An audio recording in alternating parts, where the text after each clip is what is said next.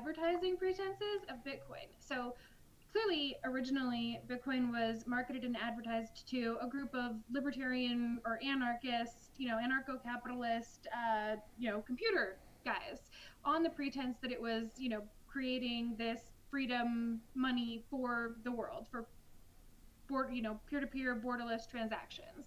And do you think that that was intentionally marketed to the wrong community, or that Bitcoin was later or intentionally marketed to the community that would be most likely to adopt it and promote it and make it become something? Or do you think that it was later co-opted? Well, you've presented a false binary choice there. They're both true.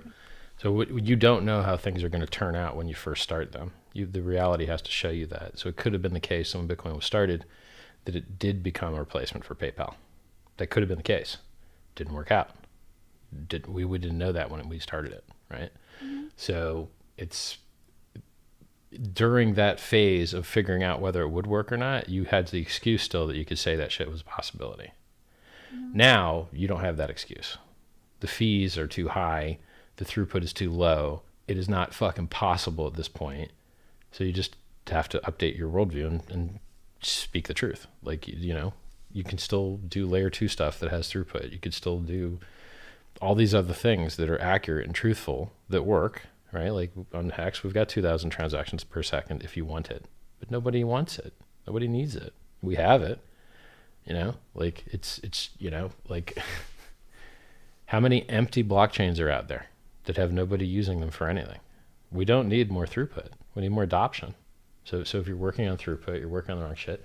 People, not only am I the fucking giving tree of crypto and life in general, but I'm also the giving tree of understanding crypto. I popularize ideas and understand things better than anyone else, and then I have to be the guy that makes it popular. So people say stupid shit all the time, and I have to free them of it. Bitcoin's never been hacked. Yes, it was. In the worst way possible. They just minted extra free coins for themselves. Can't get any worse than that. Mm-hmm. And then they say shit like, Bitcoin's deflationary. No, it's not. How do you think you went from 0 coins when it launched to 18.5 million coins now, you fucking retards? Through inflation.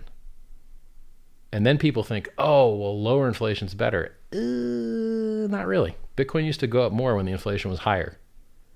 But their brains don't fucking work right. They don't get it. They don't understand it. But it's there on the chart. You're like, yes, in the first year, Bitcoin inflated 200% in its first year. 200% annual inflation rate in its first year. But it also went up insanely retarded higher multiple than it will now. Why? Because it's the ratio that matters. It's the ratio of new coins, which is supply. And by the way, existing coins are also supply, to demand. And it's easier to multiply your extremely small user base back then to eat up the extra 2x in supply than it is today.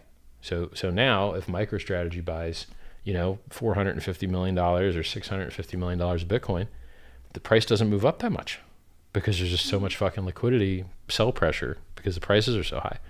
But back then, if you put in $1 million, the price would go up retardedly insane because the order books were so thin.